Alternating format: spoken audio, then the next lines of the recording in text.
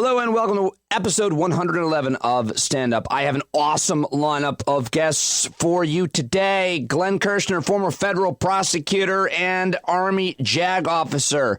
Speaking of the Army, West Point grad and former FBI intelligence agent and expert Clint Watts, and one of the best comedians of our time, Christian Finnegan. I'm Pete Dominick. It is time to stand up with me right now. Let us roll, Tim. All right, here we go, everybody. Thank you very much for checking me out today here on a Friday. If you're listening when the podcast drops, thank you to all of the paid subscribers. A whole bunch of new people have signed up this week. Welcome to all of you. I'm very excited to have all of the new subscribers that have signed up in the last week or two. I'm not sure I've given a whole bunch of shout outs lately, but Mary Sadler, $10. AJ editing from $5 to $10. Thanks to the raise, AJ. Jennifer became a $5 patron. We got Matthew S, a $10 patron. Maybe I already said thanks to you guys before. I'm not sure if there's an overlap. I don't keep good track. Linda, $5 to $10. Thank you, Linda, for the raise. Ross C, $5 patron. $10 from Laura Black a month. Thank you, Laura. $25 from J. Jared J. Welcome to the community. James G. upgrading and giving me a huge raise from $10 to $25. Julie, $5 to $10. A $10 subscription from Lynn W. Hi, Lynn. Welcome to the stand-up community. And Crandall Story, I recognize that name. Who could forget Crandall? $5. Thank you very much, Crandall. $5 subscription from Janet E. Thank you, Janet. These are hard times. I really appreciate everybody subscribing. Pat just became a $10 patron. $10 from Charles Nolan, who I've known for a very long time. Kara and $25 subscription. Kara, thank you very much. Check out Kara's Interiors, it looks like, is in the email. All right, I got to find out more about her company. Kevin Y, $5 subscription. $10 subscription from Desiree. I think that was today. Yeah, that's right. Catches us up. Woo! All the new subscribers. Thank you all very much. It means so much to me, and I'm putting it out every single day, and we have an awesome lineup of guests today and every day, really. But I'm very happy to have all of you joining me each and every day and all of your support. Thank you very much. Headed into Memorial Day weekend. Hopefully you've got plans, big plans. What are you going to do? You're going to have a bunch of people over and do a barbecue? You're going to go to the beach? You're going to go on a road trip? Come on. Who am I kidding? You're going to stay at home, aren't you? You're just going to hang out at home and do stuff. Maybe you got a Monday off. I don't know. I'm going to absolutely unplug and punch out starting, I think, tomorrow afternoon, Friday afternoon, and get as much as I can done around the house, hang out with my family, eat some good food, maybe even do a little bit of relaxing. I'll watch a movie or a show. Anyway, I'm looking forward to shutting it down. It's been a lot of work. The last 6 months have been a real roller coaster ride, and I want to definitely take more than a few hours off in a row, and that's the plan. Every day, pumping out the podcast, all alone, just me and you, reaching out to more of you and getting to know you, building this community, trying to keep us connected. You're not alone. Crazy times and probably crazier times on the way. So let's sort it all out right now with three great guests joining me today. He is a former Army JAG officer. He spent 30 years as a federal prosecutor. He's got an awesome new YouTube page that he updates almost every day. Follow him on Twitter. Ladies and gentlemen, Glenn Kirschner right now. He's back. All right, now it's time for the Kirschner Report here on Stand Up with the great Glenn Kirschner, who is awesome. I just told you all about him. Glenn, thanks for joining me as always. I appreciate it, pal. Thanks for having me, Pete. Appreciate it. A lot of outrage lately, a lot of injustice. And my first question is, what is your opinion as to if there is a strategy? You have so much that you are responding to on your new YouTube channel, and everybody wants you on their show, which is awesome. But there's just so much for someone with your credibility and experience to respond to.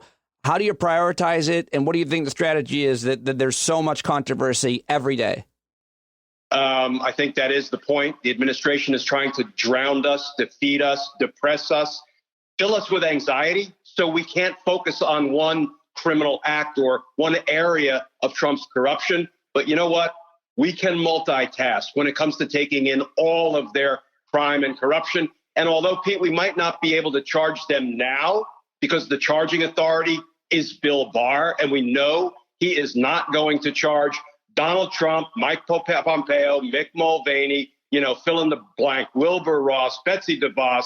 But come January, when we have a law-abiding president and a law-enforcing attorney general, all of this is going to come home to roost. And frankly, a massive conspiracy indictment is going to write itself. I may be working on it every day in my spare time just for fun. But so, I am on the YouTube channel now because I got a little frustrated because we haven't been focusing in mainstream media on the crimes. We've been focusing on COVID 24/7, which frankly, I understand because that is what is consuming us night and day. We want to stay safe. We want our friends and our family members, our neighbors to stay safe.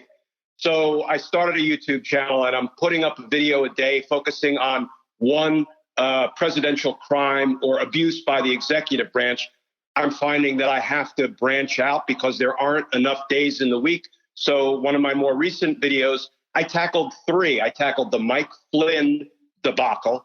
I tackled the great hydroxychloroquine reveal by Donald Trump that he was taking it, not taking it. And then I touched on the incredible firings of inspectors general, which is, in a very real sense, Pete, the criminals firing the cops who are investigating them. Yeah, that's a really very good video. I actually just watched that one on your YouTube channel, and everybody should go watch it. And hate to ask you to be redundant here on my program, but real quick on the Inspector General, because some of these guys, Michael Atkinson, Glenn Fine, Steve Linick, these are all inspectors general who have been fired by the Trump administration. And you equate it to, I think, somebody being investigated, the police chief being investigated and firing the investigator? Yeah, it really is crazy. I mean, Michael Atkinson, if we recall, was the inspector general for the intelligence community. What did he do? He accurately and honestly reported out the whistleblower complaint exposing Trump's dirty deal trying to bribe and extort the president of Ukraine to have him gin up a phony investigation on Trump's political opponent, Joe Biden.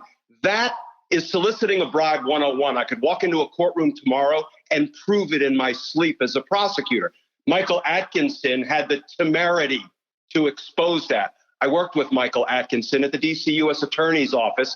I was in homicide. He was in public corruption. But he is a straight-up, stand-up, honorable guy. You're not going to find him at a party dancing with a lampshade on his head. But if you need some tough, ethical questions grappled with and answered, you're going to go talk to Michael Atkinson.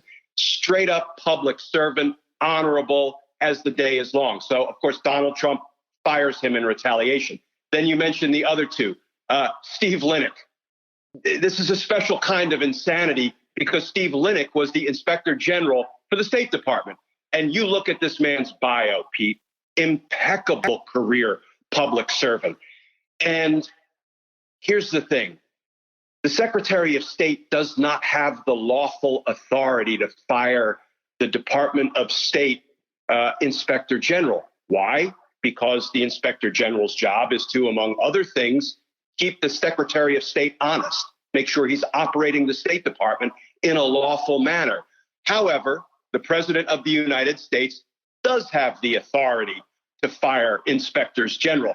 I love this because a couple of days ago in a press conference, Donald Trump's loose lips exposed the lie here.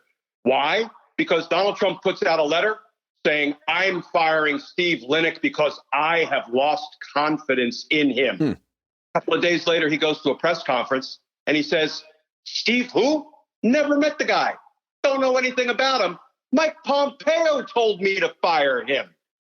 Mike Pompeo was caught. Mike Pompeo stood up in front of the cameras yesterday and said, because he was caught, I did tell the president to fire the inspector general, but I didn't know he was investigating me. And the follow-up question was, yeah, but Mr. Secretary, didn't you sit for an interview about the dirty Saudi arms deal with Steve Linick before you told the president to fire him? So, yeah, you did know you were under investigation. Pete, it's crime on steroid, meth, crack, speed, and mad dog all at the same time. Well, it sounds like... Yeah, I'm a little worked up. I'm sorry. No, it sounds like you might need one of those. We all do, though. I mean, good Lord. Thunderbird is the word. I shouldn't have gone with Mad Dog 2020. And by the way, let's peel back the curtain a little bit, because you're the one with the integrity and credibility. Did I or did I not call you the other night stoned and drunk? Yes or no? Senator, I am not recalling that exact conversation. Next question. Was I or was I not sitting by a bonfire and called you and said, Glenn, I've been... And it's funny, yeah, because you said you wanted to talk, and then you're like, Glenn, I am so drunk and so high, and here come my neighbors. Yes. They want to partake in my bonfire. It was really, really awkward. Yeah, you did. I'm very sorry. It was awkward, but I stand by it. Okay, so I also want to talk to you about what's the latest? What the Mueller investigation is supposed to be declassified. Somebody's standing in the way of it being declassified. We've got the unmasking accusations, and then we hear there was never any unmasking. And Glenn, I'm real confused about the latest. I cannot keep up. Yeah, so the latest, let's touch on the Mueller report. I think that's the consequential one. So if you'll recall, the DC Federal Circuit Court of Appeals had the case involving the grand jury materials in the Mueller investigation, which, Pete, that's the whole investigative enchilada. That's where all the good, juicy evidence implicating Donald Trump in 10 felony obstruction of justice counts resides. It lives in the grand jury materials. So naturally, the House of Representatives, in the investigations it was conducting an impeachment inquiry and oversight hearings. They wanted, needed, and deserved those materials. Heck, they were produced at taxpayers' expense by the Bob Mueller investigation. The House needs them, and frankly, the American people need to see them. So they won in the appellate court. The appellate court said, yeah, it's not for us to determine what the House of Representatives, in its constitutional sole authority in the impeachment arena, it's not up to us to deny them these materials, and they ordered them produced. Then, of course, Bill Barr's Department of Justice goes sprinting, or more likely, slouching up to the Supreme Court saying, hey, Supreme Court justices, we don't want to turn these records over. Will you put a temporary stay in place? Will you pause our deadline to turn this stuff over to the House of Representatives and let us file a brief arguing to you why you, the Supreme Court, should accept review of this case and decide this issue yourself? And the Supreme Court, in this sort of very summary one-paragraph opinion, not signed by any, but it doesn't seem like there were any dissenters, said, Mr. Solicitor General, who is the point person that argues before the Supreme Court for the Department of Justice, a guy named Noel Francisco, and they're going to give him until June 1st to file a formal appeal. Then they're going to decide if they want to accept the appeal and keep the grand jury materials under wraps, or grant or deny the appeal and say, no, now you're at the end game. You got to turn this stuff over to Congress. What are the juicy details in the grand jury testimony that you're talking about? So there are so many, Pete, because if you remember the Mueller report, it was 2 hefty volumes. The first volume had to do with coordination between the Trump campaign and the Russians. And Mueller found only 140 contacts between Trump campaign members and the Russians trying to squirrel the election. Although he said at the end of the day, I don't quite see enough evidence to charge a criminal conspiracy. Let's set that aside. Turn our attention to volume 2 of the Mueller report, where Bob Mueller laid out the evidence documenting 10, count them, 10 felony obstruction of justice counts by the President of the United States. Let me just highlight one to tell you what we're dealing with here in those Mueller materials. Donald Trump desperately wanted to fire Bob Mueller, who was investigating him for crime. Usually the criminals don't get to fire the cops that are investigating them. So he directed Don McGahn, who was then his White House counsel, to go fire Bob Mueller. Don McGahn, to his credit, said, Mr. President, I ain't doing it because that will look like obstruction of justice. And so then Trump followed up by saying, fine, you won't do it? I want you to go out and make sure you tell everybody that I never asked you to fire Bob Mueller. By the way, I want you to falsify some documents saying I never asked you to fire Bob Mueller. Now, again, McGahn wouldn't do that either, but all of that evidence and information and all of the sort of flavor behind that is in those grand jury materials. We just don't have them yet because Bill Barr is desperate to hide them on behalf of a criminal president. That's just one of the juicy details. I mean, it's important when the president says the whole Mueller investigation was a hoax. The easiest way to say no, it wasn't, is they found those 10 charges of obstruction of justice. They found tons and tons of crimes. Yeah. And Bob Mueller, you know, he is so straight up that he believed, I don't want to speak for him, but he's the one who kind of taught me how to be a federal homicide prosecutor. He was my direct supervisor. He really believed, I think, that when he packaged all of that up and handed it off to Congress, it's like, Congress, here's your blueprint to do two things. One, impeach and remove a criminal president. And two, once he's out of office, bring criminal charges. And Bob Mueller, I believe, had so much faith in the system that he thought the evidence would win the day and dirty politics would not win the day. I think it might have been a miscalculation. So now we also have to deal with, or we don't, there's an argument in terms of how media and journalists are covering this, the president talking about something he calls Obamagate, where he wants to bring charges against the former president and vice president who he is running against and others in the Obama administration. And when he's asked about what the crimes were, of course, he can't say what they are because there aren't any. He's just trying to get this to go viral as he does. This is his style. This is what he does. He floods the zone and eventually people start maybe believing there's some there. That being said, the Attorney General, Bill Barr, who is also Donald Trump's handmaiden, has apparently said, well, I don't think we're going to be charging President Obama with anything. And I guess President Trump disagrees with that. But what do you make of all of that?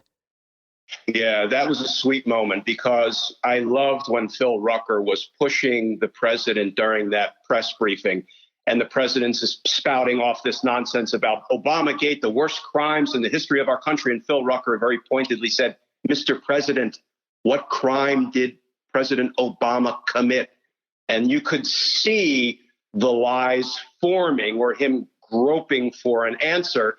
He had none, so he had to fall back on, well, everybody knows what those crimes are. Yeah. They're in all the papers. Just read all of the honest papers, except yours, Phil Rucker. Just everybody knows what those crimes are. Okay, so first of all, I see you lying, and I've sat in interview rooms and interrogation rooms and jail cells talking to aspiring cooperating witnesses for 30 years. I see you lying. I've seen it 1,000 times before, but more importantly, Bill Barr gets on TV the next day, and when asked, the president said there are so many obvious crimes, and we've all seen them by President Obama and Vice President Biden. We assume you'll be investigating all of those dramatic crimes, Mr. Attorney General. And Bill Barr is like, no. Why? Because there are no crimes. There are no crimes. This is the latest version of butthurt emails. This is the latest version of Biden and Burisma. This is, now the really most horrific part, Pete, is that apparently the Senate is going to try to do some of Russia's dirty bidding and some of what President Zelensky of Ukraine wouldn't do, announce sham investigations into the Bidens. It looks like the Senate might be willing to go down that road. And boy, they better hold on tight because this 30-year career prosecutor looks at it and says, boy, that sure is one piece of evidence in the conspiracy column for these senators that are buying into the Russian propaganda to try to unfairly impact the next presidential election. So hold on tight. What about the latest on the Michael Flynn case? Where is last time we talked, we didn't know. It was before Judge Emmett Sullivan made the move that he did. What did he do and where are we at with that? Yeah, I love this, too, because, Michael Flynn's defense team is losing badly. And, of course, Michael Flynn's defense team include the whole bunch of high-priced lawyers and Bill Barr, because he's now squarely and firmly in the Michael Flynn defense camp because he's trying to, tank Mike Flynn's case. So here's where we are. Judge Emmett Sullivan said, listen, if there's no prosecutor representing the interests of the people in Mike Flynn's case because Bill Barr has migrated over to Mike Flynn's defense camp, and because the prosecutor, it's his or her job to represent the interests of the American people. Pete, every morning I walked into court and I said, Glenn Kirschner for the United States, Your Honor. It was my job to represent the interests of the people. Bill Barr has abdicated that responsibility, and he's now representing the interests of Mike Flynn. And Emmett Sullivan, who's a lion of the D.C. federal court, said, yeah, no, not so fast. I'm going to appoint a lawyer, an outside prosecutor, in essence, to represent the interests of the people because they're going unrepresented. And he reached out and he picked a perfect person, a former federal prosecutor in New York who used to prosecute mob cases. He was one of the leads on the John Gotti prosecution. He was then a federal district court judge in New York for more than 20 years. I mean, just sterling reputation and honor and integrity and experience. He's going to act as the prosecutor in essence in that case. That scared the living bejesus out of the Mike Flynn defense team. So they ran to the circuit court and they tried to file this extraordinary appeal called the Writ of Mandamus. I don't want to get down into the legal weeds too much, but ordinarily this is not an issue that you get to appeal. After the end of your case, you can appeal anything that sort of the judge did wrong and it prejudiced your rights or the outcome of your case. But this is not the kind of issue you're allowed to appeal. So they use this extraordinary writ called the Writ of Mandamus. And all it is, Pete, is if the judge is breaking the law, then an appellate court can step in and say, hey, judge, you've got to obey the law. Here's the problem. The law that Judge Emmett Sullivan is following is the rules of criminal procedure, Rule 48, which says the prosecutor can move to dismiss a case, can try to dismiss a case, but only the judge can decide whether to actually grant the motion to dismiss or not. Right. So not only is Judge Sullivan not violating the law, he's obeying and applying the law. If he were violating the law, for example, if he was the presiding judge in a trial and a guy got convicted on one count and that one count carried a maximum punishment of 5 years, and the judge at sentencing said, you know what, Mr. Defendant, you really irritated me during the course of the trial with all your outbursts and your shenanigans. I'm going to sentence you to 6 years, even though the law only permits me to sentence you to 5 years. That's something that you can use the extraordinary writ of mandamus to say, no, a judge has to follow the law. That's not what we have here. They're going to go down in flames, I predict, on their latest ploy to try to stop the Flynn matter from going forward. This one might throw you, but every time you say writ of mandamus, I think of some kind of a sexual act I would only perform on myself, some kind of ass play, Glenn. Writ of mandamus. Again, Mr. Senator, I'm not familiar with what you're referring to. Oh, I'm talking about if I could lick my own ass. That's all I'm saying. Writ of mandamus. Okay, finally. I get it. No, it was good, but I had to back away from it quickly, if you know what I mean. Yeah, you have a reputation to uphold. I, however, do not. I'm going to go mandamus myself after this final question, which is, I know you weighed in on it. This might not be necessarily in your wheelhouse, but it is more than it is mine necessarily. The President of the United States has said that he has been taking this drug, hydroxychloroquine. I think I nailed it that time. What do you make of that? Because you've been ranting about that, and I loved it. Yeah, I don't believe for a minute. Again, you could see that lie as it sort of spilled out of his mouth, and you could see he did it for the shock value. Here, a couple of things about that, Pete. First of all, he has been raked over the coals for weeks and weeks over the fact that it looks like hydroxychloroquine does more harm to people than good. So most medical doctors are saying it really is not recommended. If he had been taking it with good results, do you think he would have kept his mouth shut for the last several weeks? No, he would have said, hey, folks, I've been taking it and I feel great. So therefore, y'all are, full of nonsense. So, and here's the other thing, Pete. When they put out a press release after the president surprised everybody by probably lying about taking it, did you read the press release? It said, I think it was from one of the physicians, I have spoken with the president about the pros and cons of hydroxychloroquine, and I told him that, in my opinion, the pros outweigh the cons, period. It doesn't say I then prescribed it or he is ingesting it. So my smart alecky take was, unless I see a live stream of Nancy Pelosi cracking an otherwise sealed bottle of hydroxychloroquine and feeding it to Donald Trump like a baby bird, I don't believe it. I don't buy it. And what did we get today, Pete? Yesterday, Trump said, I think I'm going to stop taking it. I mean, come on. Oh, I didn't realize that. Yeah, he said, I think I'm going to stop taking it. If you've been taking it with great results, then you're going to stop taking it. He's making the lies up as he goes along. I didn't think this was going to happen, but you successfully erased the image of me mandamusing myself with Nancy Pelosi feeding Trump pills like a bird.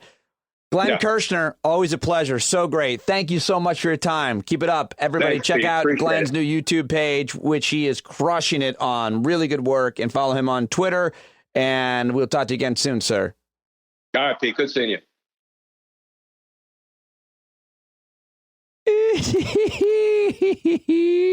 I'm going to mandamus myself.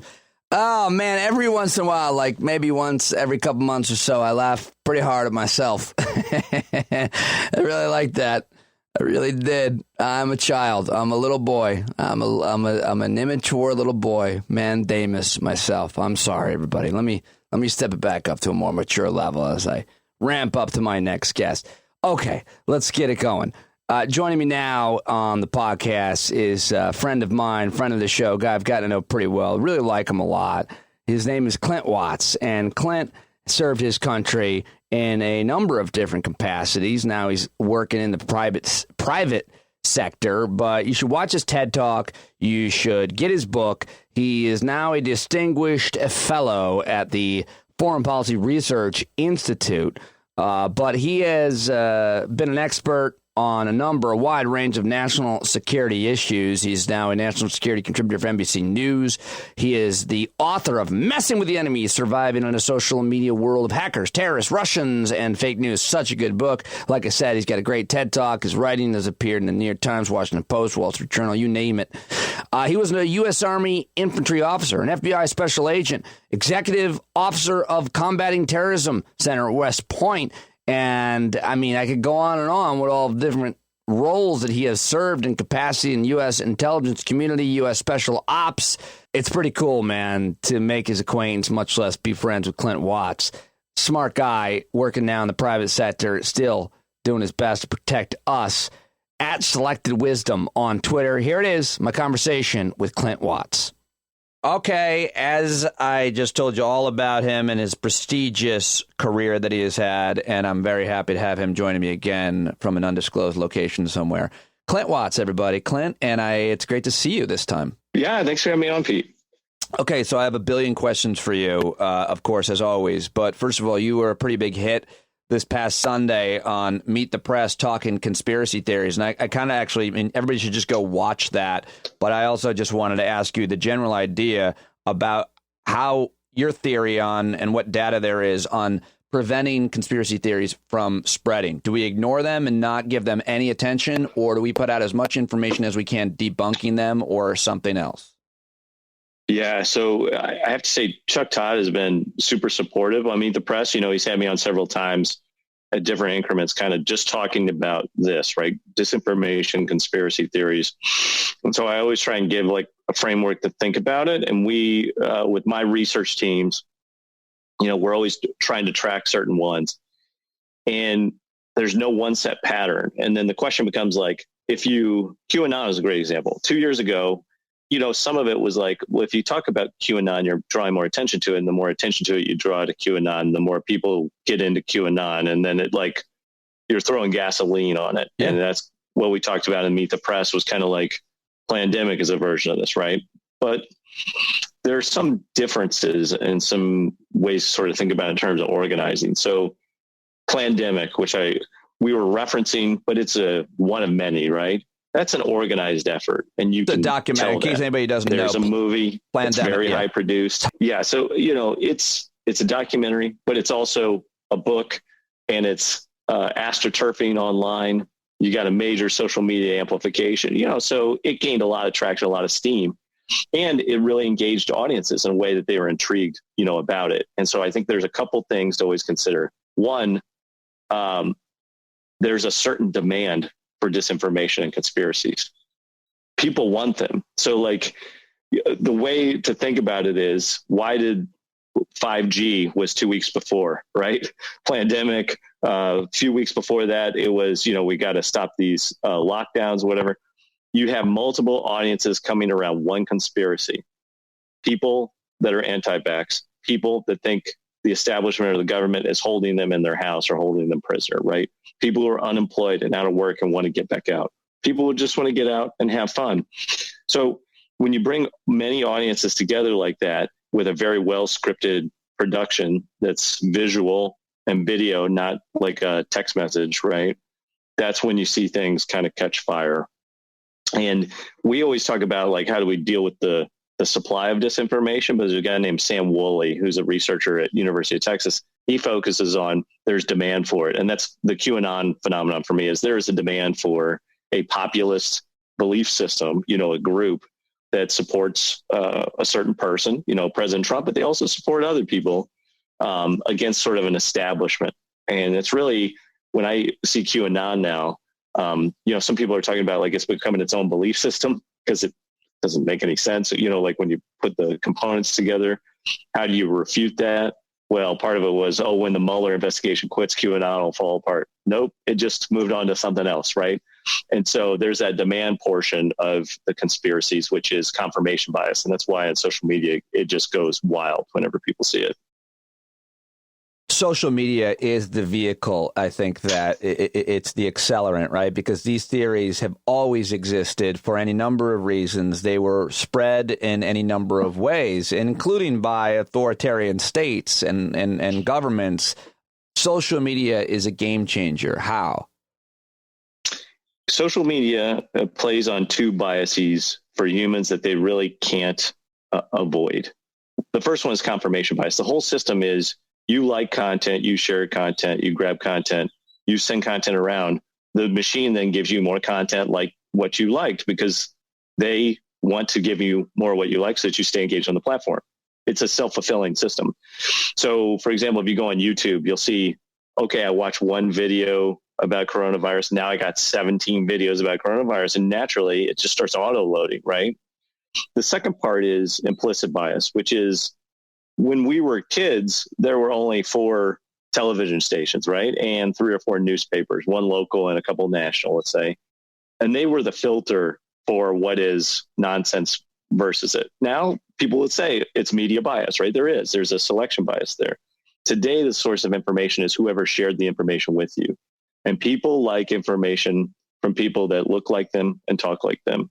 So your digital tribe reinforces what you hear and what you think and what you believe. And it creates a lot of status quo bias is the third one, incentive to stay inside the tribe and go with whatever the tribe is saying. And that's why it's so divisive for our politics, but it also allows conspiracies to spread if they get into those tribes. Very well explained, Clint. Okay, so how about now how the pandemic and how the virus plays into all of this and to your work specifically? I mean, I saw at your Twitter timeline, you retweeted Nada Bakos, who's got this piece from NPR that says researchers are saying nearly half of accounts tweeting about coronavirus are likely bots. I didn't read this. Maybe they even quoted your work. But how has social media and how have bots and how have the Russians or any other interest played into what is happening and our fears surrounding this virus, and what effect is it having on us?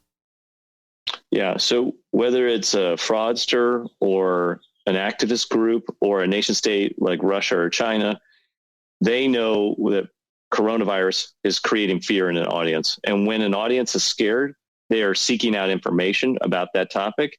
And when they're scared, they'll take in information they would normally dismiss, because you're lowering your threshold due to safety. And so you're looking for, okay, what information do I need to know in order to survive. It's actually like a physiological instinct, right? Like that's in your body.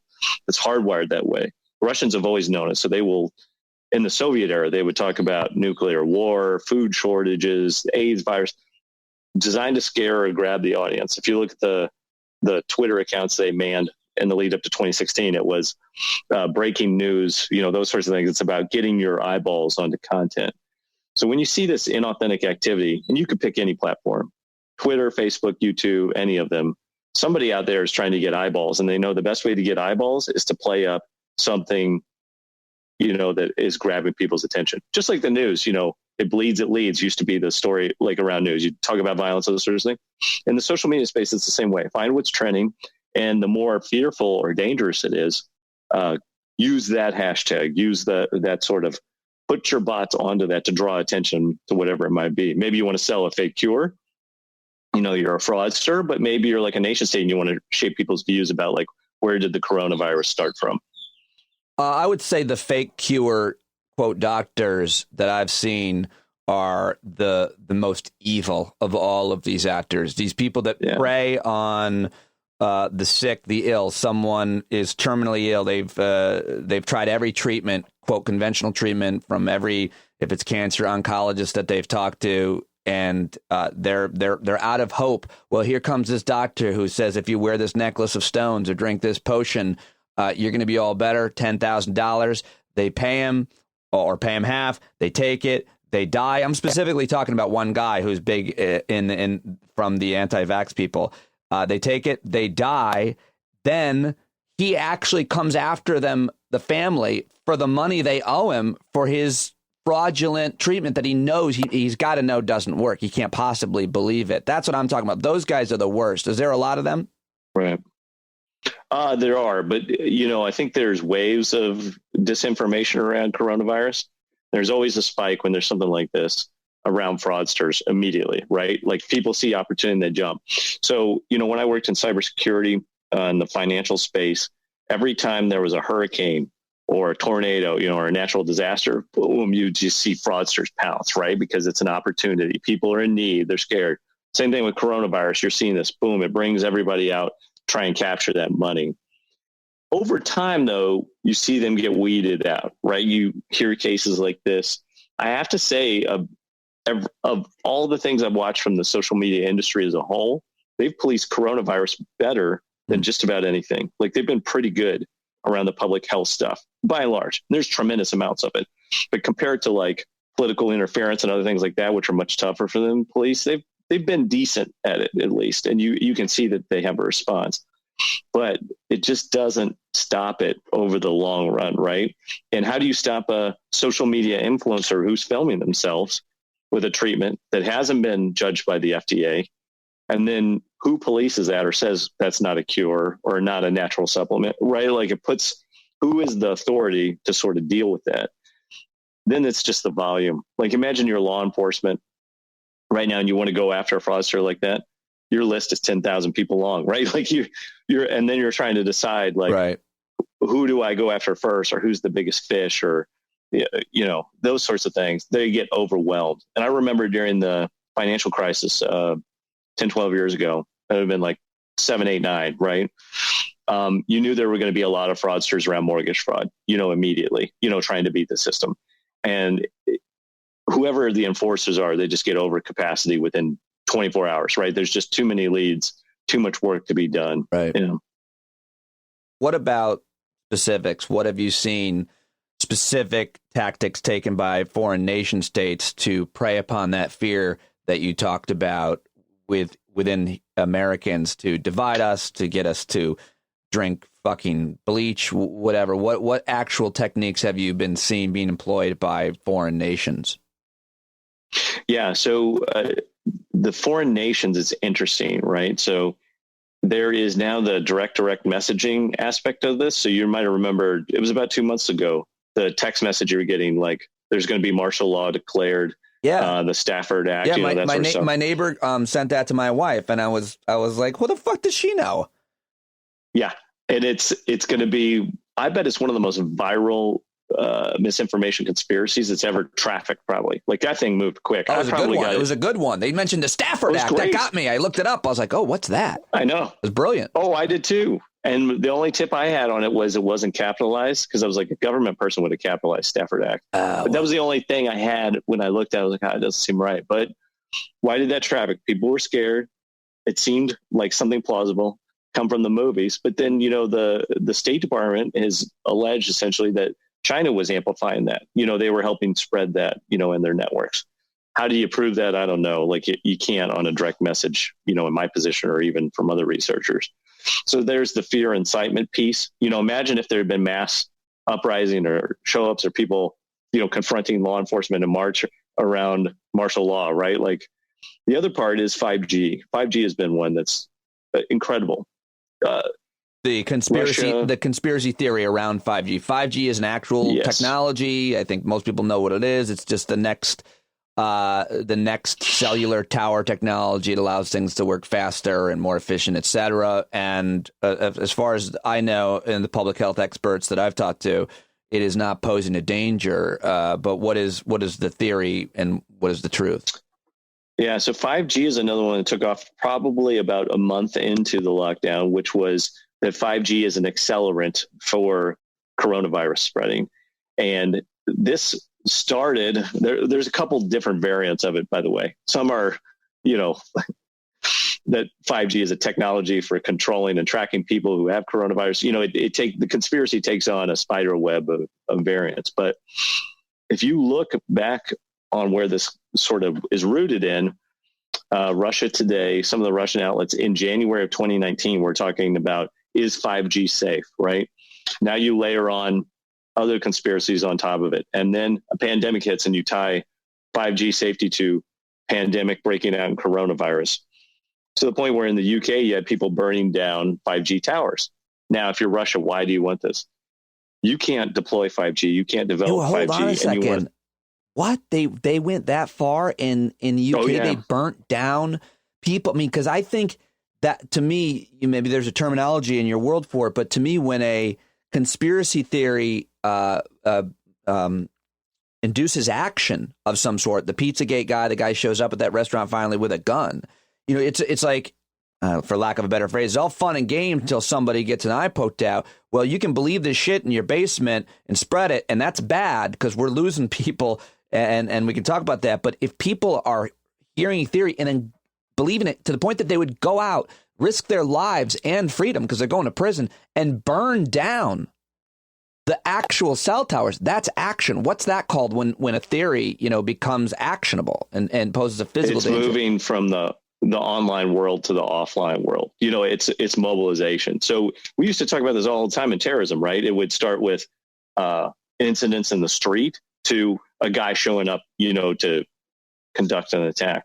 And so we'd be like, okay, he went offline. He's moved to resolve to commit violence. Now you're seeing this mobilization to protest, but then mobilization to property damage, and mobilization of violence. And that's really in the race-based groups right now. The accelerationist race-based groups, their COVID conspiracy is that this is, a virus to kick off a race war, right? This pandemic. And it has some roots in there. So you can look at the guy in Missouri. Oh, yeah. It's huge. And probably the one I'm most personally worried about is in the COVID-19 conspiracy space of the white supremacists. This is a time to act. It is time to kick it off, because there is a novel that is, well known and well worn in the white supremacist space.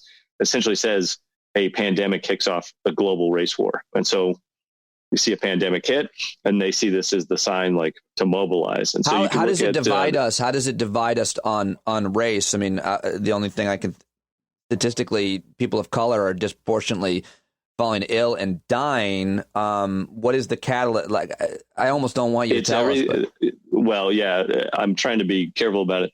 There are as many variants as you might believe, but it essentially pins blame on one race versus another as a bioweapon against that race. So it's not a state on state thing. It's a white versus Asian, white versus black, white versus Jewish, or whatever your variant is that surfaces there. So there's a case in Missouri you could check out where the FBI had a standoff probably 3 weeks ago. and it was related to this sort of racial-based COVID-19 conspiracy stuff. But Pete, it's not. I think Bristol, UK, is where they had some cell towers burned down. But even here in the United States, they've stopped putting up 5G towers due to these conspiracies. They have become so. They've gotten too many calls, too many conspiracies, so they put it on pause. They're not going to not do it. It's more that you've had line workers get confronted by it, like out for the electric companies. You've had a slowdown in 5G deployment, which, oh, by the way, guess what we need during a pandemic? Better internet broadband access, 5G emergency response. I mean, it's a conspiracy theory that not only just causes infrastructure damage, it hurts our response to COVID-19. And it's a strategic, battle between us versus China, us versus Russia. Or these other countries. It's also, I guess people probably don't think about this as much, but especially nation states wonder how they can obviously divide us, but how they can damage our economy. And we would often think about the more, quote, conventional terrorist tactics that would, put us in danger, like the electric grid, shutting down the grid, shutting down, poisoning the water, things like this. But the bottom line is 5G will help the economy enormously. You obviously and sensitively went first to first responders, but people like you and me needing, the fastest internet connection so we can conduct our business. Yes. And be more. It's an economic thing, 5G. Not to mention, it helps people living in rural areas that don't have access and so on. So there's a lot of economic activity that would increase if we had better technology, one could argue. And so not having 5G hurts us is my long-winded point, economically as well.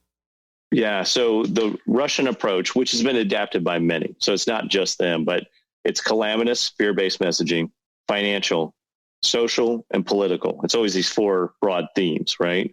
Which are advancing disinformation in the target audience. So COVID, calamitous, right? Financial, 5G. Social, it's one race versus another, or lockdown versus anti-lockdown, or whatever it might be. And then political, it's about election 2020, voter fraud. You can't show up to the polls. It's just this perfect weapon, right, to bring all of these things together. I wanted to ask you about a couple of just national security news type things, and one of which, Clint, is the president of the United States obviously has surrounded himself with yes men and with loyalists, which include other folks who traffic in conspiracy like he does. And I'm wondering what you think about the people that he has now running all of the intel agencies. It's quite scary to imagine that there are people in charge in the highest ranking intelligence agencies and jobs that might just actually believe in some of this crazy shit that we've been talking about in terms of, vaccines and the government and even QAnon stuff. How concerned are you with a guy like John Ratcliffe or Richard Grenell or these people that the president now has in these positions that A, aren't qualified, you're more qualified, and many other people are, and B, believe some crazy shit and don't challenge the president? Not that he's paying attention to their briefings anyway. Yeah, so I think there's a couple ways to think about it. One, by and large, the people that are in these intel agencies, law enforcement, Homeland Security, they're great, representatives for our country. And they do their jobs. Rank and file. They mostly are tuning that out, or they don't even know about it. They're so busy during the day dealing with the throes of government and trying to execute whatever they got to execute. They don't pay attention, right? The second part, though, is how much does it influence? I think on the political scene, it's super damaging, right? Because it erodes the public's trust with the institutions. You don't believe what they're saying. And COVID-19, there's never been anything more indicative of how this sort of erosion over time really harms Americans. We don't know what to trust or believe, in this space. Now, at the same point, let's say an appointee comes in and they want a certain agenda. They have to stay there long enough to execute their agenda. So this is one thing, about if you're a government worker, you go, well, you're like my fourth DNI, right? Or you're my third SecDef or, head of DHS or whatever. Be like, okay, let me get that report right to you, right? You just start it's not a deep state the way it's characterized. It's just like, okay, I'll see you next month. Maybe you'll be here, right? Like, they understand how government works. This is unusual to them, but they also know how to sort of like steady the ship, I think, to a degree. And you could, if I had to pick anyone, I bet Gina Haspel is a career government servant of that agency. She knows how to handle, things and appointees. And, oh, by the way, if you look, the institutions have been delivering on the pandemic. There was an intel report in January that went there that basically predicted exactly what happened, right? They were notified. And so then I think it comes down to the appointed leaders, right? Like, how do they want to handle themselves? And so I feel like the public, at least even for me, the unmasking thing, right? Does anybody really pay attention to that, anymore? It's unmasking round 3. Politically, yeah, it might be brinksmanship or gamesmanship. But I feel like institutionally, I feel better like now at the subsurface level that everyone's sort of marching forward, kind of like, I know what my job is at my institution and I'm going to do it. How would you shape, faulty intelligence? I think the Wuhan lab bioweapon stuff out of China is what makes me the most fearful, because the U.S. should always be advancing truth around the world. We should be, separating fact from fiction. We need to build alliances with partners to get through this pandemic. Don't make up conspiracies about China. There's a lot of reasons you could be mad at China right now. Don't make up some crazy bioweapon thing. And that's the kind of stuff that I worry about. To be clear, you're talking about the Secretary of State, Mike Pompeo, as well as others who are saying there is some evidence that we have that the virus started in a lab, and when in fact, according to the intel agencies, there isn't any evidence. Or if there is, I don't know. I was going to say, let's see it, but I suppose that could possibly reveal sources or something. But if you're going to make the case for weapons of mass destruction, or that a country is behind an attack, you should have to sell it to the public. And if we've been down this before, I'm sorry, I didn't mean to interrupt. Yeah, just like you said, invasion of Iraq, right? Like, you better nail it. And you better not make it up, because the truth will come out over time, right? Like, you remember Colin Powell ruined his whole career, basically going out to the UN, making the case for chemical weapons, biological weapons in Iraq. It ruined him, forever. It's not going to ruin these folks that are, advancing the conspiracy, about Wuhan lab, but yeah. Well, that was a different America. Why do we want to do that? Yeah. But who knows what happens after the election in terms of, who gets brought up on charges if in fact Trump is not reelected. And that's my, I guess probably final question, how long we got. Yeah. Which is about, Clint, the election. I mean, you're doing a lot of work at your organization, and everybody should check out all of Clint's work and get his book. But the Foreign Policy, I just Research lost it. Hold on. The Foreign Policy Research Institute. My notes were not up on the screen. I got to print stuff out so to avoid awkward moments like that. The Foreign Policy Research Institute, and the work that you're doing and your expertise, like, how much of it is related to concern about interference in the upcoming election? What are you seeing? What are you hearing? What are your concerns about the election and the health of our democracy over the next however many, 120 days? I think a few things. One, you're going to see the standard sort of playbook out of Russia, but let's also keep in mind that Russia doesn't play games in elections they can't win.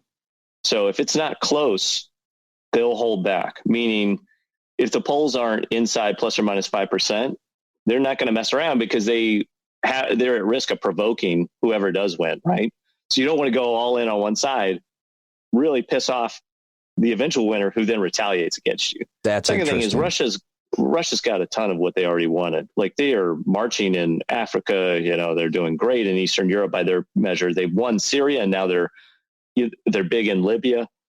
Things are going well from their foreign policy perspective. So they have to say, what do I get from going hard at election 2020? Not that they won't do it, as I think they will, but it's a lighter touch, compared to 2016, I think.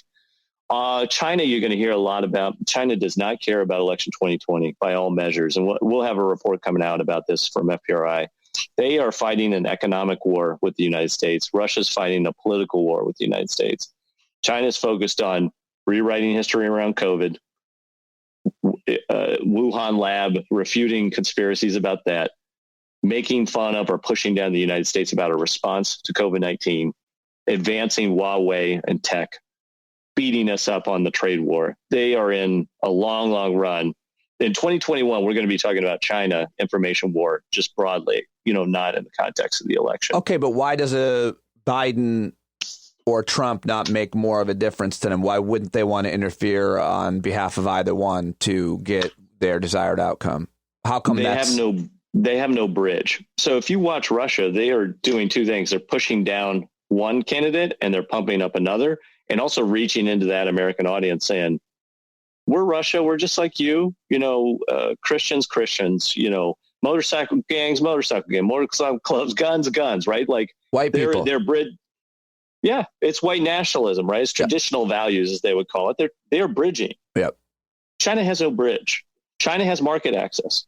China has NBA. That doesn't correlate. Joe Biden, if he were to win, is not going to come out the day after the election and go, and we got to restore relations with China, right? Like, no way. After COVID-19, trade war, trying to rebuild jobs and manufacturing in the United States, there's no bridge for China.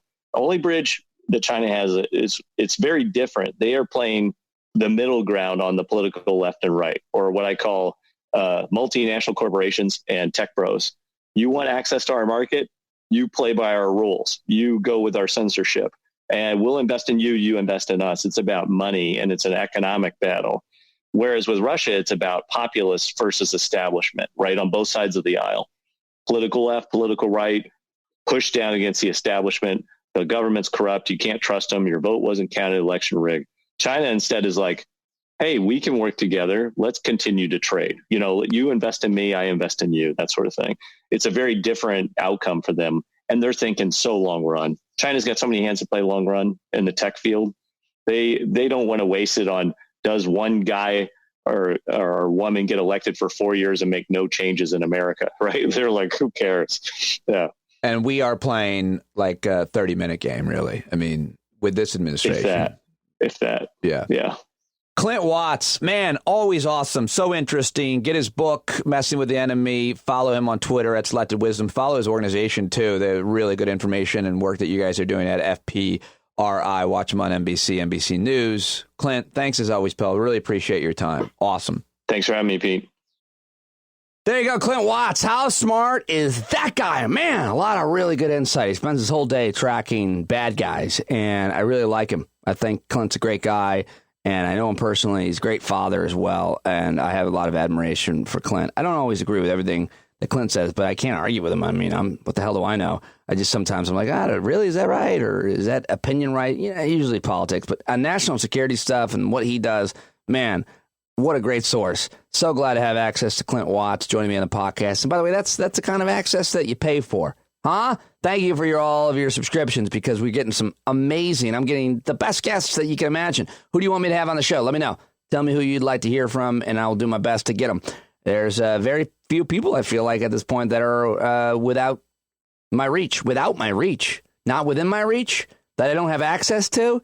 You know what I'm trying to say? I may or may not have been drinking and sitting by my neighbor's fire, but I'm very excited that I've got my next guest joining me to wrap up the week. We check in on every Friday. He is a comedian that I came up in the minor leagues to the major leagues with. He is one of my favorite people, and one of yours as well. So articulate, so well-cultured, so thoughtful, so empathic, intelligent, and, of course, hilarious. Christian Finnegan. He's on Twitter at Christ Finnegan. Follow him there. Buy all of his comedy albums. That's how we can support him.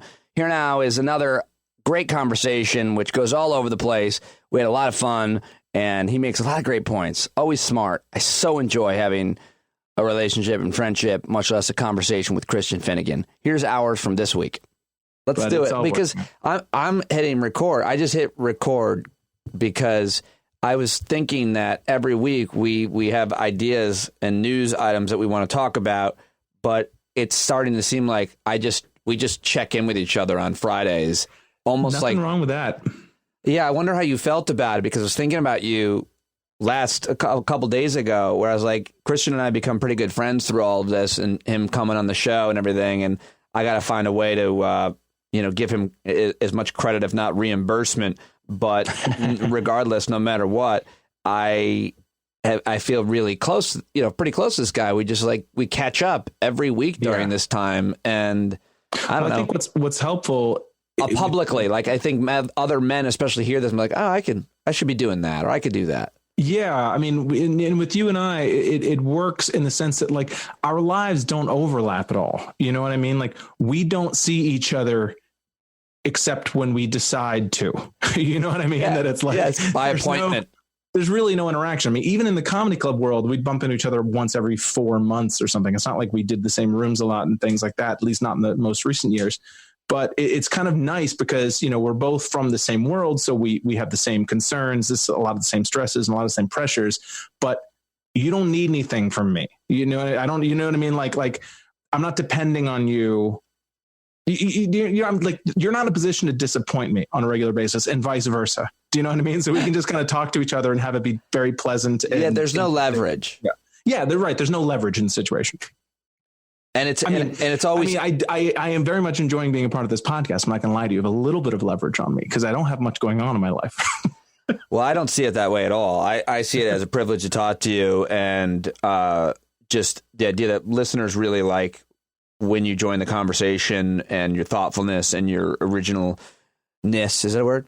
And your originality. So I appreciate uniquosity is, I think, something that people really like about you.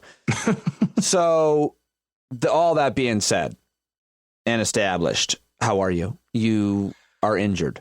I'm a bit gimpy at the moment. What happened? Has gimpy become a problematic word yet? I feel like it's if not now, it's going to be soon. And I'm not one of those people who's like, oh, these liberals with their words you can't say anymore. But it does feel like every once in a while there's a word that I just used and never thought of. And then all of a sudden it's like, hey, can we not? And, and sometimes they're right. But as the word gimpy came out of my mouth, I was like, is that still an okay word?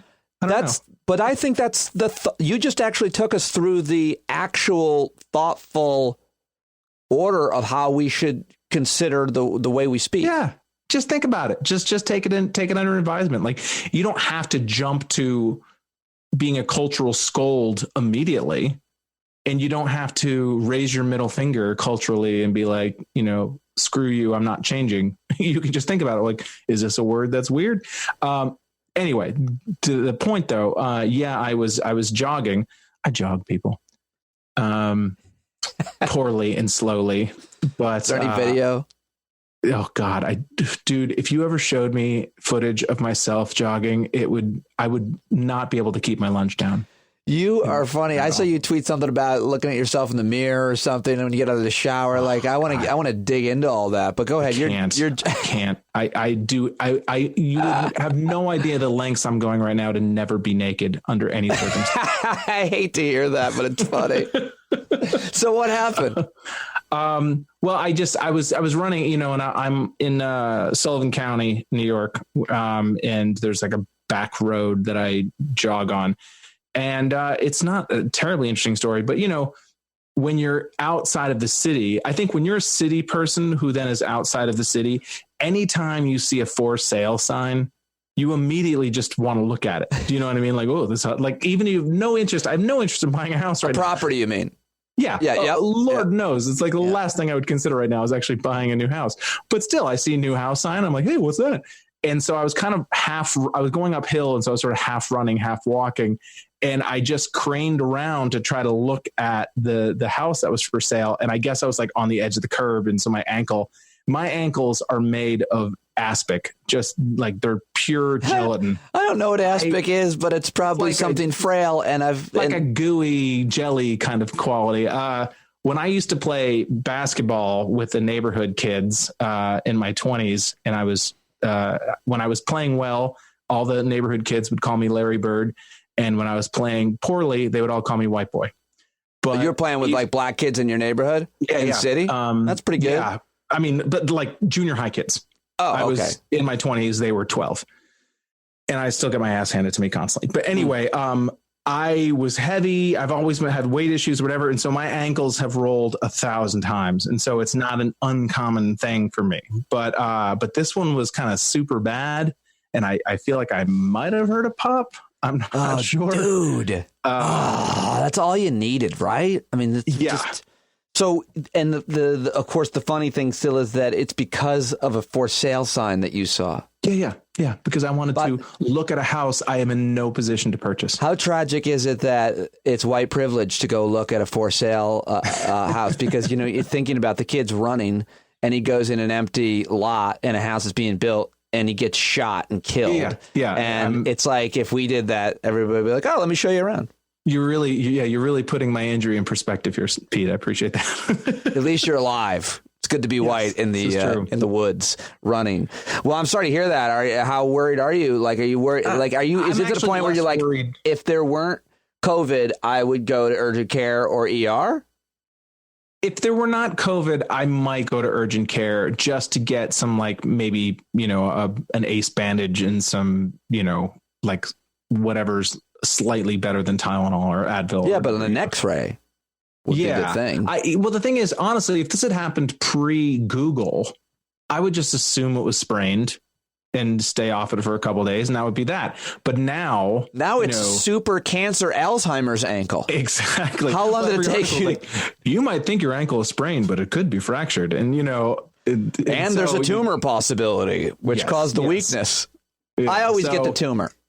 And every search, almost every search, even if it's muscular or skeletal, it gets to tumor. All roads lead to tumor. Yeah, it's a very unhealthy thing to do. Well, I'm sorry to hear that. You're icing and elevating, I hope. I'm icing and elevating as much as possible. I have like 2 freezer packs, like those little ice blocks that you get to put in like coolers. I have them shoved down my sock right now. Nice. Thanks for peeling back the curtain. It works. Okay, so let's start with some of these issues, ideas, articles that you've been reading this week, because I think, would you be surprised to hear, and you have to give me yours, a movie that's very, very popular that you've never seen? I've never seen the Matrix films. You've never seen the Matrix? No, my wife just watched all of them. I should have watched them with her. I don't know why I didn't. She thinks we're all in a simulation, and she's interested in that. I actually just watched the Matrix again a few weeks ago. When you're kind of like, you have the TV on, but you don't really want to be watching something. You're on your laptop. You just kind of want something on the television. So you play like episodes of an old TV show you've seen 1,000 times or whatever. And so I was just kind of on Netflix scrolling through, and I was like, The Matrix. I haven't seen The Matrix in a while. And it's actually, I wouldn't say it's a perfect movie, but it's really solid. Wow. The second and third movie, I mean, if you're into sort of sci-fi, junior high intellectual type stuff, I mean, it's not smart, but it's a complete movie, if that makes sense. Like it's a really efficient, well constructed movie, which I say that in comparison to the 2 sequels, which were overblown horse shit. Oh, really? There's some cool scenes in it, but the second and third ones, you could tell that they were smelling their own farts in a big deal, in a big way. Like I would compare it to, you're not really a music dude so much, but I would compare it to Appetite for Destruction, the Guns N' Roses debut album, which is a really good, solid, efficient debut album, in Use Your Illusion 1 and 2, which are just padded, overthought nonsense. I did like that band, and I'm sure a lot of listeners know what you're talking about. Yeah, it's just they kind of were a little high on their own supply in those 2 sequels, but but the first Matrix is super good. I gotta watch it, but I still don't. So I don't understand the whole red pill thing. But it was a big deal this week because of Elon Musk and Ivanka Trump on Twitter, and pretty. It's important stuff. It really actually is, and it's important that that folks know that he said this and she said this. But what the hell happened, and why is it so important? Well, I mean, it was sort of a crystallization of an online phenomenon going mainstream. Yeah. For people who are kind of perpetually, quote unquote, online, they know what Gamergate is. They know what MRA is. They know what incels are. They know what these things are. And so to them, it might seem old hat, but I think a lot of people go along and they have no idea that these cultures kind of develop on 4chan and 8chan and Reddit and things like that. Yeah. And so much of it is based on gaming culture and science fiction, because that's just the frame of reference that a lot of these, and I don't want to make blanket statements because I love the Matrix. I love PlayStation. I love games and stuff like that. But a lot of the sort of angriest corners of the online culture are dominated by video gamers and sci-fi dudes, between the ages of 16 and 30. And the term red pill, there is I'm speaking a little bit out my ass, but, I don't think completely. The term, there's a scene in The Matrix where basically we're all living in the simulation. I don't think I'm spoiling this for you, but we're all living in the simulation idea, theoretically. And Lawrence Fishburne's character comes to Keanu Reeves and wants to show him the real world behind the simulation that we're all living in. But he has to get his willing participation into it. And so as a sort of thought exercise within the simulation known as the Matrix, he holds out like, I have a red pill and I have a blue pill. If you take the blue pill, your life, it's like a placebo. Your life will go on. Here's the quote. You take your blue pill, the story ends, you wake up in your bed and believe whatever you want to believe. You take the red pill, you stay in Wonderland, and I show you how deep the rabbit hole goes. Yes. And so the taking of the red pill is sort of an intellectual consent to being shown the real world. And so a lot of online far right cultures have taken the term red pilling as sort of embracing of sort of seeing the world as it truly is. Like MRA, men's rights people, like, if you take the red pill, that means you finally see that men are the ones who are truly oppressed and not women. Wow. And a lot of racists, like alt-right, neo-Nazi cultures. If you take the red pill, you'll understand that like globalists are going to kill us all. And what we really need is, the 14 words and all that shit. Yep. So, but then it kind of just gets bandied about and people start using it kind of ironically, like, oh, I went to Arby's and I took the red pill and now I understand that Arby's is the best fast food. Like it's become an ironic joke to certain people. No, this is super helpful. And I'm sure a lot of other people have, other people as well. Go ahead. Is there more? There's more. But this is the danger of it though, is that, obviously Elon Musk has this weird cult of people online. It's so bizarre. These people online who just will defend the honor of Elon Musk. Is that right? Because I was almost going to say who is left that likes him, because I would defend him only on the fact that I so badly wanted electric vehicles to succeed, and I like that he shared his plans, and I love the Tesla like anybody else that likes cars or EVs. And I'm an early adopter, of course, but there's nothing left to defend about that guy. He's a huge asshole personally. Yeah, forcing people back to work and COVID, and he'll do whatever. Yes. I mean, he doesn't seem like he treats people well, and he seems super irresponsible. And I don't know what else to say that's good about him. Well, some people they get a taste of celebrity and attention, and it just infects them like a virus. Honestly, you think that's what happened to him? Yeah, for sure. I mean, you've seen, obviously, we're in the comedy world where people kind of have that naturally, or else we wouldn't be. Yeah, you see it happen and you see it not happen and you admire when it doesn't happen. You've seen some people who they get a bit of a taste of success and it just completely rearranges their DNA. Orny Adams. I say Orny Adams because it happened publicly. I mean, we can name other people that I wouldn't want to, but that we watched that happen on a documentary to that guy. But yes, but I think it's actually even more noticeable in fields that aren't based on public attention. Do you know what I mean? If you're like an engineer, a scientist, a mathematician, if you're in that sort of world, and all of a sudden you become a celebrity, you don't even have the vague notion of how to act like a normal person. Great point. Famous.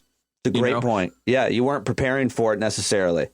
Yeah, it wasn't necessarily an ambition. He got in with that Rogan crowd. Like I think once he did Rogan, and all of a sudden he got like a lot of this online energy. And I think for a lot of these dudes, there's they've got when you'd spin a basketball on your finger when you were a kid. Mm-hmm. I never was able to do it.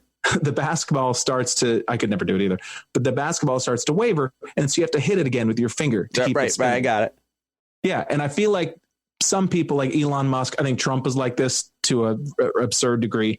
They have to keep spinning that ball. And so they have to say something that's just outrageous or insightful that's going to get people talking about them again, because they're desperately afraid of that attention going away. And you can do it now anytime. You don't have to, Exactly. If you're Elon Musk, go on Joe Rogan's show, although it doesn't hurt. And I don't know how you can do it on the toilet. Right. You can just tweet it right out, and then the whole world's like, oh, you're back. Yeah.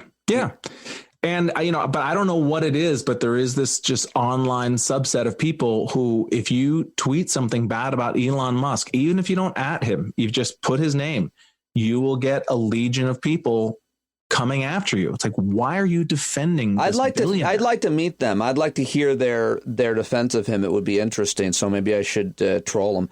Well, what is none of them have their real faces in their avatars. So it's always a weird honestly, thing. I have a lot of friends who have this sort of fake picture as the avatar. And so I don't think that just because you don't have your face means that you're up to no good. But I do think that if Twitter made it that you couldn't have an account without your own face and name being attached to it, I think it would be a net positive. I'm not thinking completely positive, but I think it'd be a net positive. I wonder what the debate around that is, because I feel the same way. We're obviously public people, so we benefit from, and we could lose our entire career because of it as well, but so could anybody else. You see people, at least a few years ago, because every once in a while this debate does sort of bubble up on Twitter. Yeah, what you'll see people say, you'll hear people talk about the Arab Spring and kind of revolutionary, organizing movements like or whistleblowers and things like that. And like I said, it's not a complete positive, but I think if you weigh that against all the negativity of just people with sock puppet accounts and some picture of a Roman philosopher's bust as their avatar. First of all, whenever you see that on Twitter, somebody who has like a picture of like a philosopher bust, that person's a piece of shit. Why? It's going to be some like super libertarian, disguised racist nonsense. That's just a huge red flag for me. If I ever see a Grecian bust of any sort, I'm like, next, please. So what is do we need to tie this back to the red pill, Elon Musk, Ivanka Trump thing? What happened? But so I think, I'm sure that Elon Musk has heard the term red pill 100 times, because I'm sure that people in his mentions use it all the time, because what you'll get is anytime somebody voices maybe some disagreement with sort of liberal orthodoxy, like maybe you push back against like not being able to say certain words, or, you push back just a little bit, you'll get people like saying, hey, Pete, take the red pill. Basically like, one of us, come to our side. Got it. I'm sure that he's very familiar with that term, and maybe he really does believe. I'm giving him the benefit of the doubt that he is sort of throwing around a term that he's not fully knowledgeable about what the connotations are. I'm giving the benefit of the doubt because it's an ugly, ugly subculture. Well, there's probably a lot of overlap just because of economics and right-wing economics with people who are wanting us to go back to work for their companies. And that overlap is the owner of the company needs the employees back in the factory and knows that people are going to die as a result, but doesn't care.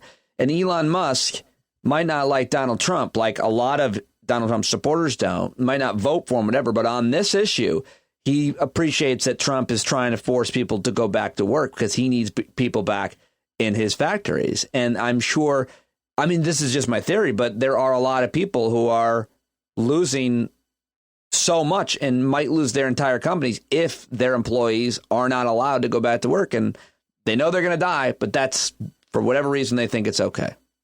Yeah. Well, they either think, one, that it's overblown, or two, that it's inevitable. So why not just get it over with? I'd rather the company I built die than anybody in it die. Or anybody, related. Like, as a result of me forcing you to go back to work, your grandfather or your, God forbid, your child is dead. I force you. No, my company can die. I couldn't live with that. I would like to think that's the case. I would like to think that's the case. I mean, granted, I've never had a multinational corporation, so maybe I would feel differently and I would start to see people as statistics and all those things. But, there's also an ugly side to it. I mean, another ugly side to it that it's not a coincidence in my mind that the minute that news came out that the deaths were disproportionately Black and Latino, seemed to be right around the time that people were like, hey, you know what? I'm kind of sick of this social distancing thing. I think we should all get back to work. Well, I think that's true, but I think it's even less about race and more about class. You don't know anybody in your income bracket that is dying. Yes. Unless they're old. Yes, I agree with that. But I mean, there's obviously a huge amount of overlap when you talk about race and class. But of course there is. But it's like they don't care about the poor white people either. Like they don't care. Of course not. But they definitely feel like, oh, well, if it's predominantly Black people, it's cities. Probably poor Black people. And I don't hang around those people. I don't hang around those neighborhoods. So why can't I go to the hairstylist because some guy in, the Bronx is dying, Well, it's just the idea you're not troubled by a thing that you don't see happening in your community. Yeah. And I hate that schadenfreude. Like I fight it as hard as I can. Like when I hear about hotspots developing in, southern areas and rural areas, like, cause I don't want to feel that way. I don't want those people to suffer. I don't want anybody to die. But, there is that sort of knee jerk feeling that I can't fully. I'm actually okay with people. I think morally I'm okay with if you're dumb enough to take a drug that your doctor told you not to or did not tell you to because the president took it, or even worse, eat disinfectant or something. Like that's not. Yeah. It's sad because you might have kids or something, but I'm not upset about it. I'll tell you that. Yeah, I'm not happy about it. Yeah, I'm not going to dance at your funeral, but I'm also not going to waste a whole lot of time, singing your praises and writing your eulogies. Right. So let me move on to another issue. I think it's kind of interesting for you to break down some of these news stories that I didn't pay as much attention to because they're more in the pop culture space. But I am interested real quick on like a couple minutes. What is this? Because I did see last night this story about a movie called Justice League, which of course stars Henry Cavill, Cavill. This guy, Cavill, I think Cavill is got to be one of the sexiest men I've ever seen in my life. He's a very kind of plain white guy, but I'm into that as well as a lot of others. Like I'm into plainness, like a classic. He's cut from marble. Like his body, but his face, he's like a parody of a good-looking guy. Right. You know who else is a very good-looking white guy? Is Timothy Oliphant. I saw a picture of him this week. I'm like, that guy is so good-looking. Anyway, but there's angles. Have I told you I have my dumb theory about this? No, I want to hear it. Here's what I think. Like Henry Cavill's a huge star, but he's not a star on the same level as a Julia Roberts or a George Clooney or an Angelina Jolie. Right. And my theory is that every true iconic star, like one name only, like Julia, you know who I'm talking about, like every true above the title celebrity is 5% ugly, that they're 95% beautiful, but there's every once in a while you'll see a glimpse of their face where they look hideous. Yeah, I think anybody can look ugly. That makes them compelling on some level. Do you know what I mean? Like it keeps you engaged on some level. Like every once in a while. No, you lost me on the last part. You had me. I'm telling you. Every once in a while, Angelina Jolie will turn her head in a way you're like, oh my God, this is not an attractive person. Well, and then all of a sudden she's gorgeous again. But you're looking for that ugly. Yeah. Every once in a while, George Clooney will look like an Easter Island statue. And like every once in a while, you'll see Brad Pitt's pre-version pockmarks. No, you won't. I don't care how bad his skin is. I don't care how bad his skin is. It doesn't matter to me. He's that good looking. There's no bad angle. But Cavill, there's no imperfection there. Well, so here's my rule. I can break it down much quicker. Mid sneeze. Anyone in mid sneeze is ugly. Think of it. Brad Pitt or Julia Roberts, mid sneeze. Sorry. But Henry Cavill, I think, is one of the sexiest men alive. I'm just not very unoriginal for me to say, but And so what is this controversy? Because you actually now got me interested in talking about it on the show, because it is indicative, as you say, of where fan bases have mobilized to bully movie studios for better or for worse. What is this? What is the scandal? Yeah. And again, these are very quote unquote online issues. If you're the kind of person who spends a lot of time on Twitter, you're probably familiar with the hashtag release the Snyder cut. Yeah, I just heard about it yesterday. Yeah. Well, congratulations on being blissfully ignorant of one of the dumbest causes in activism history.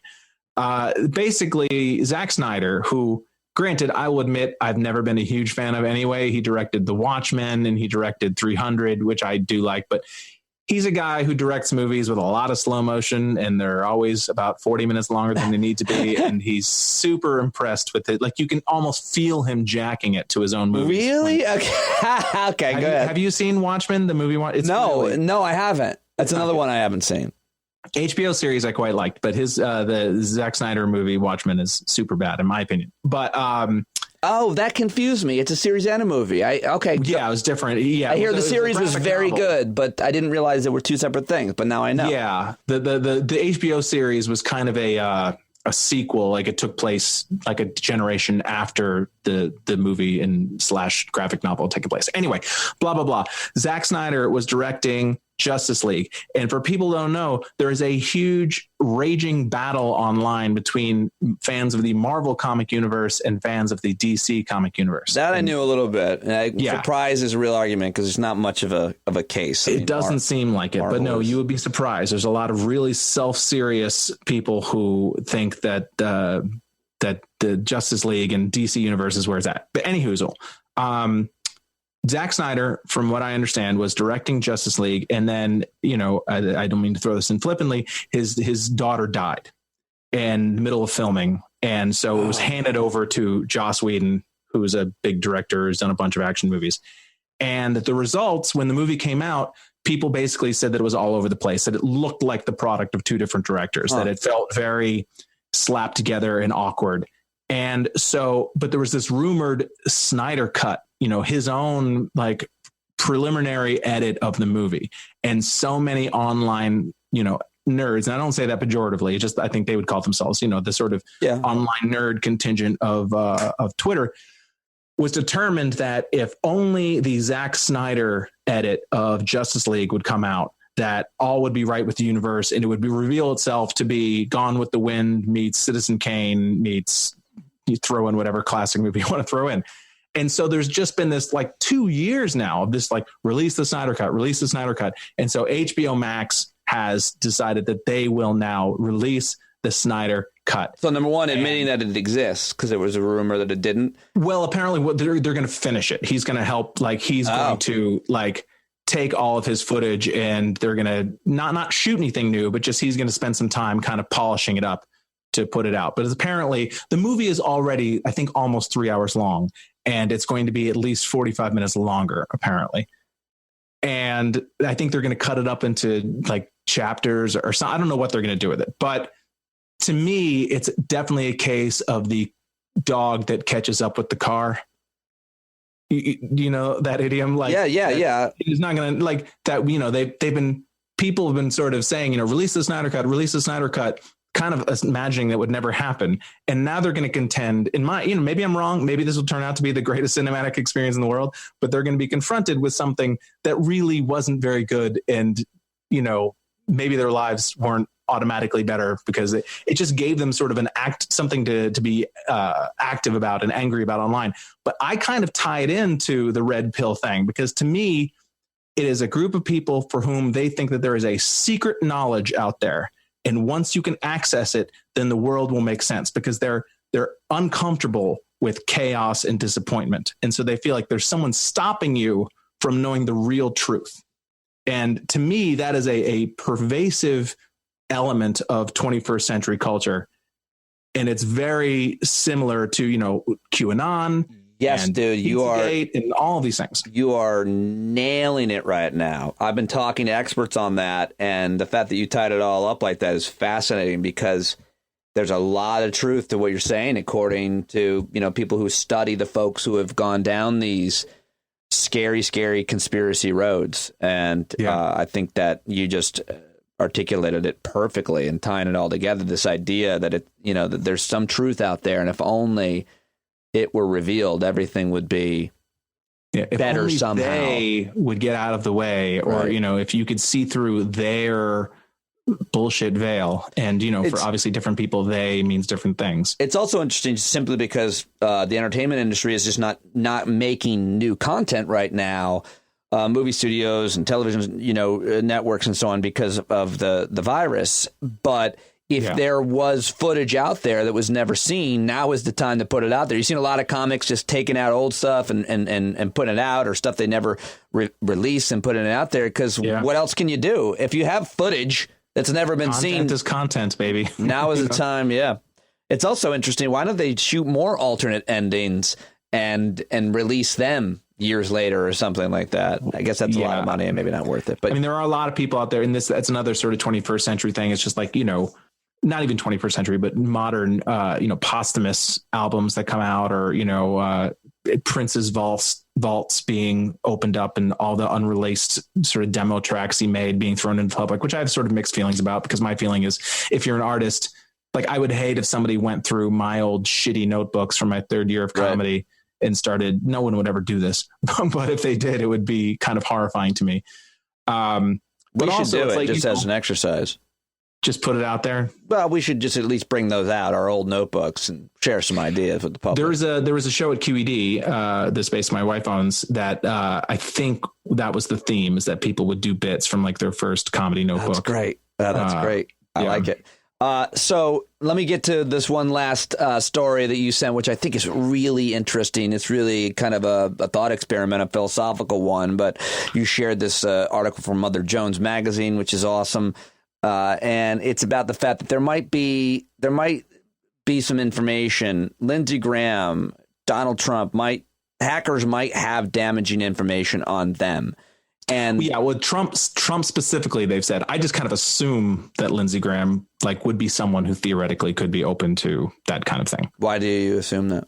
Well, in my email to you, I kind of picked him arbitrarily, because these hackers have come out. These hackers who what's the news?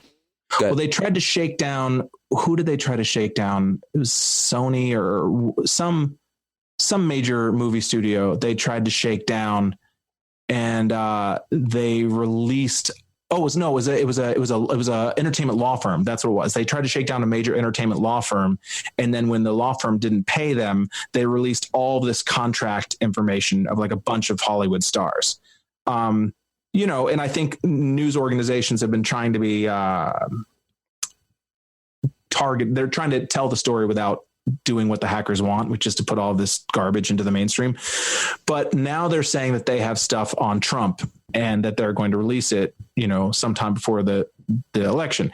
I don't even know if I believe that that's true, because what could you possibly tell me about Trump that, first of all, that I wouldn't already have assumed, and that any of his supporters would be convinced by? Well, I can tell you what a lot of people have said, according to a former producer who's a comedian as well, right, of The Apprentice. Do you know that guy who says there's tons of tape of the president, of Trump, saying the N-word? And so I immediately thought of that when I read this article. And then I was like, well, what would happen if that tape came out? And I know what would happen. He'd say I didn't say it. Those are doctored tapes. And that's and we would move on, I think. Yeah, I think so. I think that the existence of deep fake technology, in addition to being horrifying and scary, has also given a real carte blanche to anybody saying, well, it's fake. Right. It's fake. Right. So, but the question becomes, is there anything that would actually, there's two questions. Is there anything out there that we haven't seen footage that would damage the president? And more importantly, your question, which is just the ethical question you asked, that if hackers do have damaging information on politicians that you don't like, you write, is it good for the goose, good for the gander situation, or are we better than that? And it's a great question, Christian. So I don't know the answer. I really don't. On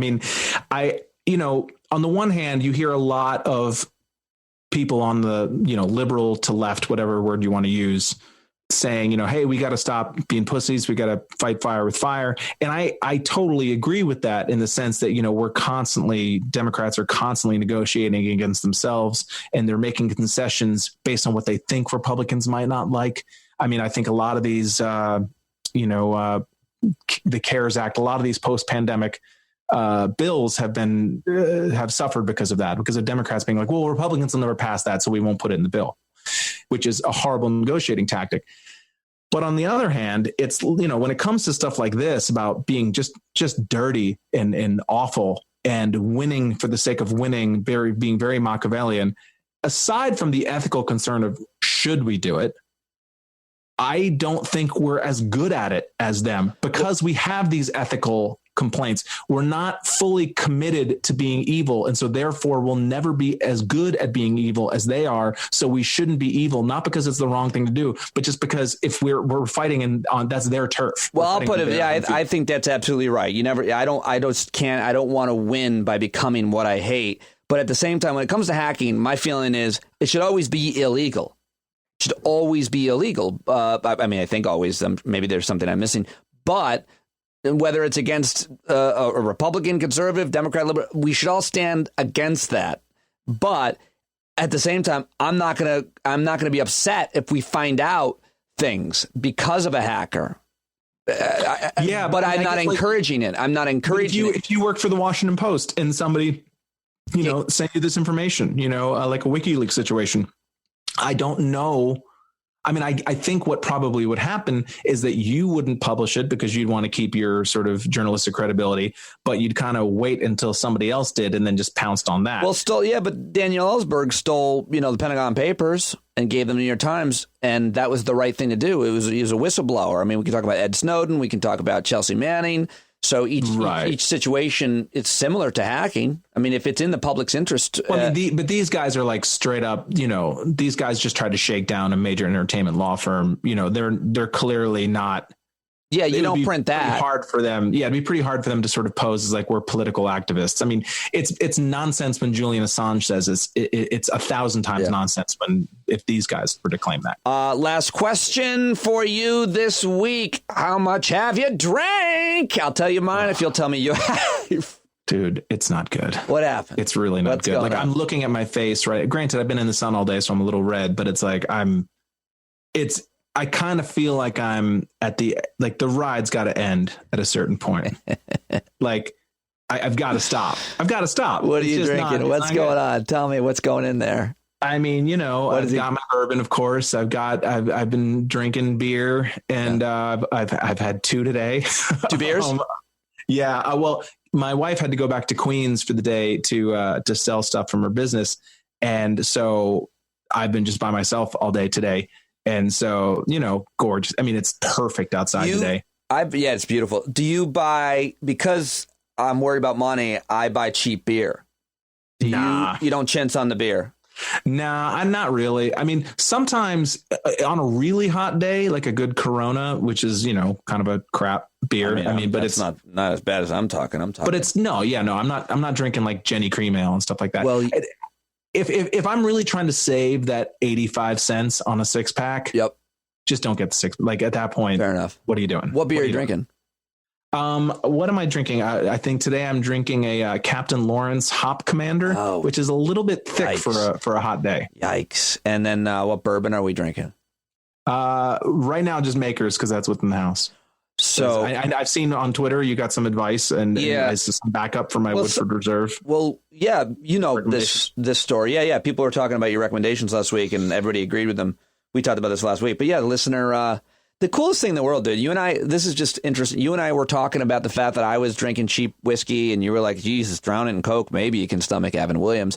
That sparked a whole conversation about Evan Williams, which is interesting. Guy reached out to me yesterday. He's like, I got a crazy story about Evan Williams. I'm like, I'm sure everybody does. But then this listener, so thoughtful, Zach Lewis, he said, just a classy guy. He's like, I don't want you drinking that. Sent a gift certificate, got me a gift certificate at my local liquor store. I think I said this last week.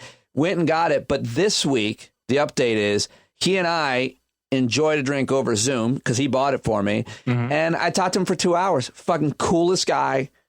3 kids. We just talked. Really great talk. Really cool guy. And it was all. It's so awesome. And this is way more of a me thing than anybody else thing. But sometimes do you ever get the feeling sometimes you'll get somebody who becomes a really avid fan of yours, and they give off slightly weird vibes, and I feel like sometimes maybe I'm always so relieved when I find out that somebody who likes what I do is like somebody. Yeah, it's way different for you than it is for me, because they mostly know you as a comedian, or they mostly just Chappelle Show or whatever. Chappelle Show, VH1, but they see people listen to your show know who you are. They know everything about my family. Yeah. They know everything about my flaws. Everything's out there, so they actually know me in almost in a very. There's almost nothing they don't know except the specifics of certain little things that would maybe even bore them, and so. But I like it. I also think I'm different than most people. Most people wouldn't want to necessarily have, spark up relationships with so many folks. But everybody that listens so far that I've contacted, especially anybody that would, care enough to subscribe and pay and invest in the show, they're awesome people. You're 100% right. And that is not only a recipe for a long career, it's a recipe for a happy life. And I have problems with things like that I tend to, without even thinking about it, I'm like, well, clearly something must be wrong with you if you're enjoying what I do. And that is a 100% of me thing. But I think that your attitude on these things is good for spiritually and well, they all selfishly, almost all of them have something to offer me in life, whether it be a lesson, their friendship, or what kind of screws certificate to buy, or whiskey. Yeah. Final point though was, have you ever on drinking, you watch The Last Dance, or do you hate America? I don't have cable right now, so I have not watched it. I won't be able to watch it until it's streaming, but I will watch it. I'm watching it on, I love YouTube TV. Been saying its praises. That's like when I got into when I became a huge Knicks fan I got into the Knicks in '93. And so that like my sort of embryonic Knicks fan years were those. Well, you don't have to watch it. You don't have to like basketball, Michael Jordan, anything for what I'm about to say, which is just, have you ever been watching something on TV or film, whatever? I'm sure you have. I bet you have a lot of these stories, but been influenced by a product placement. Not that the products were placed here, maybe they were, but throughout The Last Dance and kind of celebratory, after games they won and stuff, I kept seeing Miller Lite. And number one, it's like, why are these, millionaires drinking Miller Lite? Maybe it was placement. But yesterday when I went to buy beer, I bought Miller Lite for the very first and only time because I saw it on that series. And I wonder how often. There's brain science on this, that it's like you assign positive emotions to brands if they're presented to you in a positive way. Can you think of anything that you've done like that? Drinking food or any other kind of item? I'm putting you on the spot. I should have had you think about this at a time. I'm trying to think off the top of my head. I mean, I certainly know that that's probably true with, things like, bourbon. I'm sure that I have certain I know I certainly have negative associations with certain things. Oh yeah. But I hate when I find myself quoting advertising slogans just as a joke. Oh yeah, that's conversation. Yep. And I was like, I've been infected. I'm a mark essentially. It's working. Yeah. All right, man. Thank you as always. Great talk. Great checking in with you. I hope the ankle feels better. I'll reach out and find out. But hopefully it's all right. Yeah. Hopefully it's not super cancer AIDS. I think 50-50 tops. Anyway, all right, dude. I'll see you next week. All right, Christian. Bye. Be well. Isn't it great? Isn't it always great? Who's still with me? Huh? Who's still with me? An hour and 45 minutes you spent with me. Oh, God bless you. If that's a thing that makes any sense to you, that phrase. I'm just happy to have you. Thank you very much, Glenn Kirschner, Clint Watts, Christian Finnegan, all of you. Thank you to all of you subscribing with a paid subscription every single day, 5 days a week. I think I might skip Monday. I don't know. I got a bunch of really good interviews that I just did this week that I'm very excited to share with you. I learned so much from all of these guests and conversations, and I'm looking forward to it. But I might take Monday off posting a podcast. I might not. I don't know. If it's there, it's there. If it's not, it's not. Don't kill me. But I am doing my best to take a little time off and relax and be with the family. for Memorial Day weekend, staying at home, still in isolation, even though my daughter's been hanging out with the neighbor girls. So we'll see. But thank you very much for tuning in today. Thank you to all the new subscribers. Check out all of my guests, and don't forget to follow them on Twitter. And maybe I'll talk to you over the weekend. Maybe I'll reach out. If I haven't talked to you yet, maybe I'd love to. So reach out if you'd like to have a conversation, because I certainly would. Love getting to know listeners and subscribers to the show. All right, that's it. Check out the paid subscription link if you haven't already. Email me, standupwithpete@gmail.com, Twitter, Facebook, and thanks. You're not alone. I love you. Stay connected. Stay close. Talk to you next time.